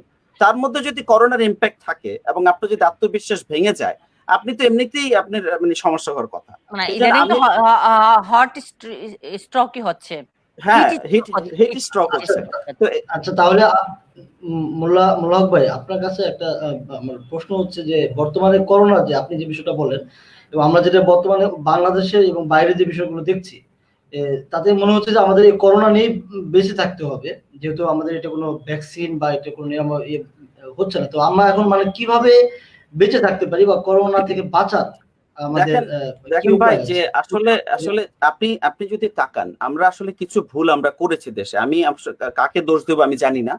আমরা ফেব্রুয়ারি মাসের অনেক অনেক দেশ যেমন তাইওয়ান, ভিয়েতনাম, তারা জানুয়ারি মাসের 1 তারিখ থেকেই আন্তর্জাতিক চলাচলটা রেস্ট্রিকশন করে দিয়েছিল, জানুয়ারির 1 তারিখ থেকে। খেয়াল করেন, অস্ট্রেলিয়ার মতো দেশ ফেব্রুয়ারির 1 তারিখ থেকে তাদের সমস্ত ইন্টারন্যাশনাল ফ্লাইট তারা কন্ট্রোল করা শুরু করে দিয়েছে, চায়নার সাথে তারা যোগাযোগ বিচ্ছিন্ন করে দিয়েছে। তো আমরা কিন্তু বাংলাদেশ মার্চ মাসের মাঝামাঝি পর্যন্ত আমরা কিন্তু তেমন কিছুই করি নাই, যেই কারণে অনেকে যদিও ইটালিবাসীদেরকে দোষ দেন, কিন্তু আসলে বাংলাদেশের যে করোনার স্ট্রেন সেটা চেক করে দেখা গেছে এটা আসলে চায়না থেকে এসছে। তো চায়নার সাথে কিন্তু বাংলাদেশ কখনোই বিমান চলাচল ক্যান্সেল করেনি, চায়নার সাথে এখনো বিমান চলাচল চলছে। তার মানে আমাদের যেসব ব্যবসায়ীরা চায়না ব্যবসা করতে যান বা শিক্ষার্থী বা অন্যান্য যারা চায়নার সাথে সম্পর্ক আছে, হয়তো তারাই প্রথমে করোনাটা বাংলাদেশে নিয়ে এসেছিলেন। শুধু শুধু আমরা যে প্রবাসী ইটালিয়ানদেরকে দোষ দিচ্ছি, এরা তারা দোষ দিচ্ছি। তো এখন আমার যেটা বক্তব্য, যে রেস্ট্রিকশনের মাধ্যমেই কিন্তু Taiwan, Vietnam, south Korea, New Zealand, Australia তারা করোনা থেকে অনেক দূর সামনে চলে আসছে। নিউজিল্যান্ড তো করোনা নাই, অস্ট্রেলিয়া প্রায় করোনা চলে যাওয়ার কাছাকাছি, তাইওয়ান, ভিয়েতনাম এরাও করোনা নাই প্রায় বললেই চলে। তো এইসব দেশের দিকে যদি আপনি তাকান, তারা কিন্তু রেস্ট্রিকশন, কারফিউ এগুলা দিয়ে কিন্তু সোশ্যাল সোশ্যাল আইসোলেশন বা সোশ্যাল ডিস্টেন্সিং এগুলোর মাধ্যমে কিন্তু তারা করোনা থেকে পরিত্রাণ পেয়েছে। আমাদের এটা করতে হবে। আনফরচুনেটলি আমাদের যে 66 দিন যে সরকারি বন্ধ দিয়েছে, আমি জানি না কেন এটা করা হয়েছে। এই 66 দিন সরকারি বন্ধ না দিয়ে আমার মতে যদি আপনি 2-3 কোটি লোকের 1 মাসের খরচ দিয়ে একটা কারফিউর মতো যদি বাংলাদেশে করা হতো, তাতে হয়তো 15 থেকে 30 হাজার কোটি টাকা খরচ হতো। আপনি যদি বলেন 30,000 কোটি টাকা, ভাই অলরেডি মাননীয় প্রধানমন্ত্রী শেখ হাসিনা 113,000 কোটি টাকা খরচ করেছেন করোনার জন্য, 113,000 কোটি টাকা। তো 113,000 কোটির মধ্যে বেশিরভাগই চলে গেছে ইন্ডাস্ট্রিয়ালিস্ট বা ব্যাংক, কমার্শিয়াল ব্যাংক, তারপর হচ্ছে আপনার অন্যান্য জায়গায়। তা আমি যেটা বলতে চাচ্ছি যে যদি যে আমাদের যে ক্ষুদ্র জনগোষ্ঠী, গার্মেন্টস কর্মী, রিক্সাওয়ালা, ঠেলাওয়ালা, যারা ক্ষুদ্র ব্যবসায়ী, এদের সবাইকে যদি 1 মাসের মতো খরচ, মনে করেন 10,000 টাকা, 15,000 টাকা, এটা যদি দিয়ে আপনি যদি একটা কারফিউর মতো যদি করা যেত, আমি মনে করি যে আমরা হয়তো করোনাকে 60, 70, 80% আমরা কন্ট্রোল করে ফেলতে পারতাম। আনফরচুনেটলি আমাদের প্রশাসন 66 ডেজ দ্বারা সরকারি বন্ধ নিয়েছে, তারপরে আমরা ছুটি দিয়ে দিয়েছি, গার্মেন্টস কর্মীরা কাজে চলে আসছে, ঈদের পর লোকজন ঠেলাঠেলি করে ঈদের বাড়ি গিয়েছে, ঠেলাঠেলি করে ঈদের পর বাড়ি থেকে ফিরেছে। আপনি এমত অবস্থায় কিভাবে করোনা কন্ট্রোল করবেন? তো এখন আমাদের সাথে যারা কন্টেম্পোরারি সায়েন্টিস্ট বা যাদের সাথে আমি কথা বলি করোনা নিয়ে, অনেকেই বলতে চাচ্ছেন হার্ড ইমিউনিটি ছাড়া বাংলাদেশের হাতে আর কোনো অপশন আপাতত দেখা যাচ্ছে না। তো হার্ড ইমিউনিটির একটা অংশ হতে পারে যে যে শাহজাহান ভাই কিছু বলছেন? না, বলছি যে আসলে ওই অপশনটা ছাড়া আমাদের কাছে আর কিছু নেই। আসলে আর কোনো আমাদের অপশন করার নাই। ছিল অনেক কিছু, আমরা সময়টা পার করে ফেলেছি। এক্স্যাক্টলি, আমি এই যে শাহজাহান ভাই যেটা সেটাই বলতে চাচ্ছি, সময়টা পার করে ফেলেছি আমরা। করার অনেক মানুষের একটা দেশ, 56 করার অনেক কিছুই ছিল, কিন্তু আমরা সেটা করতে পারিনি। আমি দেখছি না, মানে সময় নষ্ট হয়েছে আমাদের অনেক আসলে। রাইট, হ্যাঁ। এই যে হেলেনা আপা সেক্ষেত্রে এখন করোনার বিরুদ্ধে এখন আমাদের মানে কি ধরনের নিরামক আমাদের কাজে দিতে পারে? এখন ভাই দেখেন যে সুইডেন এবং তারা হার্ড ইমিউনিটির কথা প্রথমে চিন্তা করে দিয়েছিল, ইকোনমি ওপেন করে রেখেছিল, কিন্তু এখন সুইডেন সাফার করছে, ইংল্যান্ড সাফার করছে। তো আসলে প্রথম দিক থেকেই যদি রেস্ট্রিকশন অস্ট্রেলিয়া, নিউজিল্যান্ডের মতো করে এটা কন্ট্রোল করা যেত, it could have been fantastic. Unfortunately it didn't work for Bangladesh. তাহলে এখন কি করা যেতে পারে? এখন হইতেছে আপনার এই যে বাংলাদেশ সরকার হচ্ছে আপনার লাল, হলুদ এবং সবুজ যে জোন হিসাব করে যেটা করার চেষ্টা করছে, এটাও যদি 100% সাকসেসফুলি করতে পারে, তাহলে আমি মনে করি করোনা কন্ট্রোল করা সম্ভব। যেরকম আপনি রেড জোনে যাদের করোনা হয়েছে তাদেরকে যদি আপনি কন্ট্রাক্ট ট্রেসিং হার্ডলি মেইনটেইন করলে হতে পারে। এক্স্যাক্টলি, হার্ডলি একদম 100% যদি করতে পারেন আর্মি দিয়ে, বা তাদেরকে যাদের করোনা হয়েছে তাদেরকে আসলে মোল্লা হক ভাই, আমরাই খারাপ, আমাদের বাংলাদেশের জনগণই আমরা ভালো না। আমরা কিন্তু কোনো নির্দেশনা মানি না, কোনো রোগ মানি না। এখনো অনেকে বলছে, আজকে আমি অনেকের কাছে শুনেছি, বললো কি কিসের করোনা ফোন, আমরা করোনা ফোন আমাদের এখানে নেই। হ্যাঁ, তো এই জন্য একদমই শেষ পর্যায়ে চলে এসেছি আজকের লাইভে। আমি একদম শেষ প্রশ্নটি করতে যাবো আমাদের বর্তমানে সম্মুখ যোদ্ধা মোহাম্মদ শাহজাহান ভাইয়ের কাছে। শাহজাহান ভাই, আপনারা তো ওমানে বর্তমানে সম্মুখ যোদ্ধা হিসেবে কাজ করছেন। আমাদের বাংলাদেশের ডাক্তারদের প্রায় অনেক ধরনের আমরা অভিযোগ দেখি যে তারা ঠিকমতো খাবার দেওয়া হচ্ছে না, তাদেরকে পিপি দেওয়া হচ্ছে না, বিভিন্ন ধরনের বাংলাদেশের ডাক্তারদের অনেক সমস্যা হচ্ছে। তো সেক্ষেত্রে আপনারা যারা বাংলাদেশি ডাক্তার ওমানে চিকিৎসারত আছেন, ওমান সরকার আপনাদেরকে কতটুকু সাপোর্ট দিচ্ছে?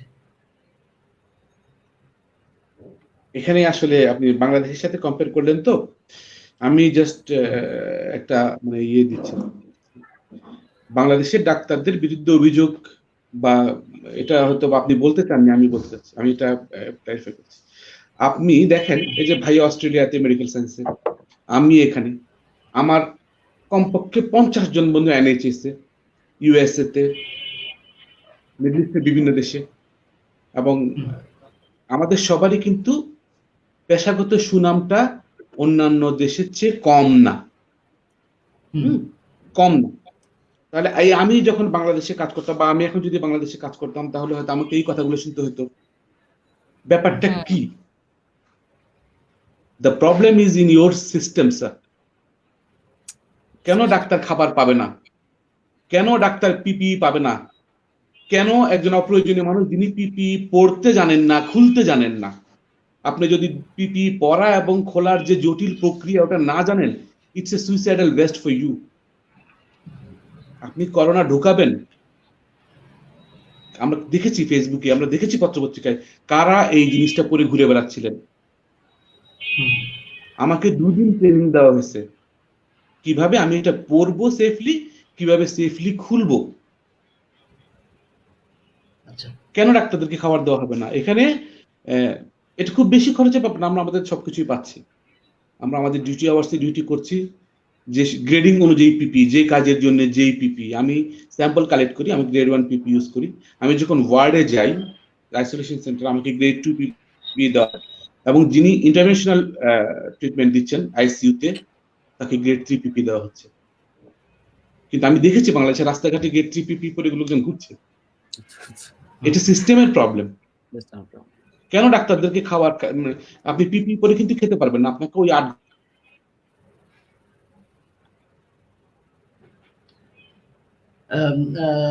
শাহজাহান ভাই একবারই মনে খুলতে হয় হবে। সেকেন্ড টাইম আপনি এটা না করতে জি, পারবেন না, শাহজাহান করতে পারবেন না। এবং এটাকে ডিসপোজাল করার একটা অনেক আর্ট ধন্যবাদ। আছে। অনেক ধন্যবাদ শাহজাহান ভাই, এটা অনেক ধন্যবাদ। আমরা জি। তার মানে হচ্ছে আপনার ওমান সরকার আপনাদেরকে যথেষ্ট পরিমাণে, আপনি যেটা বলেছেন যে আপনাদেরকে যথেষ্ট একদম পরিমাণ সাপোর্ট দিচ্ছে একদম এবং আমাদের আপনাদের মানে কেয়ার কোনো করছে। খবর দিয়ে নেই। জি। অনেক ধন্যবাদ ওমান সরকারকে। সম্মানিত দর্শক শ্রোতা, আপনারা তো সময় দেখছিলেন কাপ ফুড প্রবাসী ডাক্তার। আমাদের সাথে আজকে 3 জন সম্মানিত অতিথি যুক্ত হয়েছে। বাংলাদেশ থেকে যুক্ত হয়েছিলেন আমাদের হেলেনা জাহাঙ্গীর সিআইপি, এবং আমাদের সাথে অস্ট্রেলিয়া থেকে যুক্ত হয়েছিলেন মোল্লা হক, এবং আমাদের সাথে ওমান থেকে যুক্ত হয়েছেন ডাক্তার মোহাম্মদ শাহজাহান। আমাদের সাথে আজকে প্রবাসী ডাক্তার এবং আমাদের অন্যান্য বিষয়গুলো নিয়ে, এই করোনাকালীন নানা বিষয় নিয়ে আলোচনা করা হয়েছে। আশা করি আপনাদের কিছু উপকার হবে এটা দিয়ে। সর্বোপরি আমরা চেষ্টা করছি আমাদের লাইভ গুলো থেকে যাতে করে আমাদের প্রবাসী যারা আছেন তারা উপকৃত হন। প্রতিনিয়ত আমাদের লাইভগুলো হচ্ছে, আমাদের লাইভগুলো শুধুমাত্র যেন লাইভের মধ্যে সীমাবদ্ধ না থাকে, সময়গুলো যাতে করে কারো অপচয় না হয়। আমাদের এখানে যারা সময় দিচ্ছেন তারা বাংলাদেশের এবং বিশ্বের মাঝে তারা অনেক গুরুত্বপূর্ণ ব্যক্তি। আসলে এরা ফেসবুক লাইভে বা এই ধরনের লাইভে আসার মতো কোনো ব্যক্তি না, শুধুমাত্র ভালোবাসাটা না এবং প্রবাসীদের প্রতি তাদের মানবতার টানেই তারা আসছেন এবং আমাকে ভালোবাসেন এবং এই প্রবাসটাকে ভালোবাসেন বলে তারা আসছেন। অন্যথায় তারা জাতীয় গণমাধ্যম ছাড়া সাধারণত এই ধরনের কোনো গণমাধ্যমে আসেন না। তো তারপর আমরা চেষ্টা করছি, যেহেতু এই করোনাকালীন সময়ে দেশে বা বিদেশে নিউজের চাপের কারণে অনেক সময় প্রবাসীদের নিউজ ওইভাবে আসলে যতটা আমরা দিচ্ছি সোশ্যাল মিডিয়ার মাধ্যমে ততটা জাতীয় গণমাধ্যমে দেওয়া সম্ভব না। তারপর আমরা সবাই সবার অবস্থান থেকে কাজ করার চেষ্টা করছি। এই মুহূর্তে যারা প্রবাসে আছেন তাদেরকেও তাদের অবস্থান থেকে কিছু দায়িত্ব আছে। আমরা এত সময় আমাদের অতিথিরা যেটা বলতেন যে সবাইকে এই সময় সবার অবস্থান থেকে দায়িত্ব পালন করতে হবে। তো যারা এখন দর্শক আছেন বা যারা প্রবাসে আছেন তাদেরকে অনুরোধ করবো, আপনারা যে দেশে আছেন ওই দেশ সরকারের যে নির্দেশনাগুলো আছে ওই সকল নির্দেশনাগুলো আপনারা যথাযথভাবে মেনে চলবেন। এবং আমাদের এই লাইভে আমাদের সম্মানিত অতিথি যে সকল পরামর্শগুলো দিলেন সেই সকল পরামর্শগুলো আপনারা মেনে চললে হয়তো ইনশাল্লাহ আপনারা অনেকটাই করোনা থেকে বাঁচতে পারবেন। সবাই ভালো থাকেন, সুস্থ থাকেন, নিরাপদে থাকেন এবং ওমানে যারা আছেন তারা বেশি বেশি কাপ ফুডের পণ্য ব্যবহার করেন। সবাইকে সবার প্রতি শুভকামনা রইল। ভালো থাকবেন। আল্লাহ হাফেজ। আসসালামু আলাইকুম ওয়া রাহমাতুল্লাহি ওয়া বারাকাতুহু।